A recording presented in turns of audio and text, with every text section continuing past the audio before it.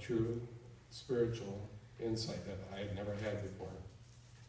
And shortly after that, I gave my life to the Lord, and so did my dad. We both took different paths. I went to college. I originally was going to be a pastor. I was too cowardly to speak in front of people, though, and soon after changed majors about 4 or 5 times. I became a nurse, and I enjoy what I do now. During that time, my dad went into the truck driving ministry. Well, I'll actually read his history as it's listed out here because I was going to prepare something and this looked much better than what I prepared. Arthur Francis Korby was born in Milwaukee, Wisconsin on March 13, 1929 to Francis and Francisco Shesh. Now, I don't know if I'm slaughtering the name because they changed it later on because they thought it would be too hard for me to pronounce, but he had one sibling, his sister, Dorothy Williams, which is over there. They're twin sisters, fraternal twins.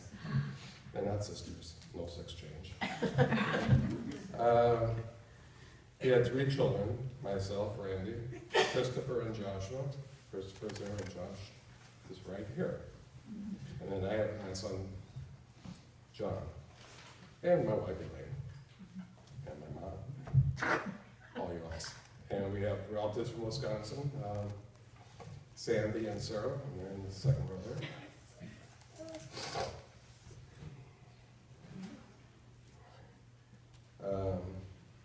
So, in the early 1970s in West Dallas, Wisconsin, which is a suburb of Milwaukee, he worked for Al Bradley. He transported instruments for the Allen Bradley Company and other things, electronics. And, back in the 1970s, he, let's see, especially, anyway, I can't read all this, but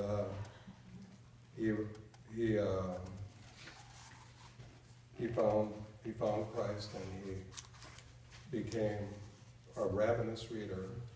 He bought Oliver B. Green's books. Back in the 70s, they had 60 books for $60, and you couldn't pass with a deal like that. And I think you read all of them.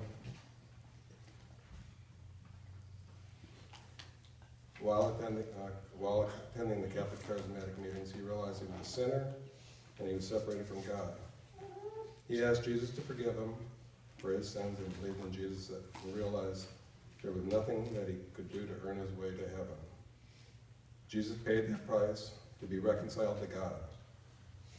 The Father, through the Father, for God so loved the world that he gave his only begotten Son, that whoever believes in him shall not perish, but have eternal life.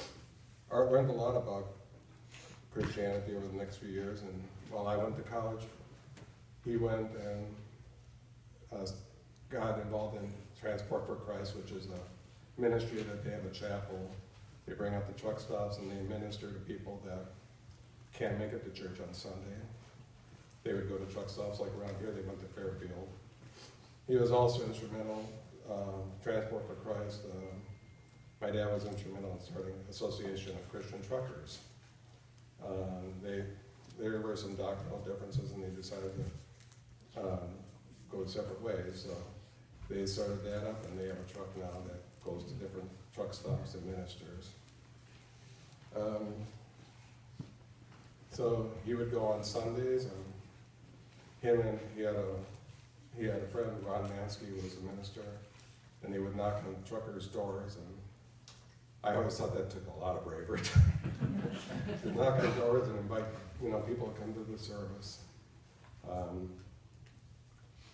It's hard doing a ministry like that because you have to bring in people every Sunday, invite each one of them from all the trucks out there.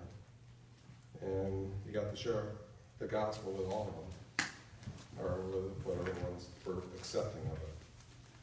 He also became members of Campers for Christ, which is a ministry that gets together for fellowship.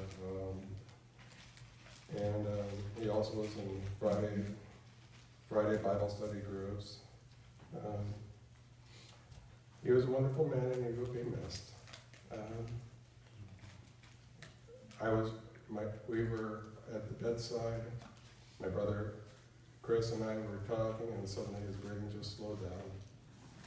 And I said, I don't hear anything. And he took his last few breaths, and he was with Jesus. And in the last 6 months of his life, he had a stroke about 6 months ago, and he slowed up, but his love for the Lord never slowed down. He watched Christian TV, read. He was going blind toward the end. But you dedicate your life to Jesus, and the next person you see is Jesus, or it's wonderful. Do you want to share anything, Josh?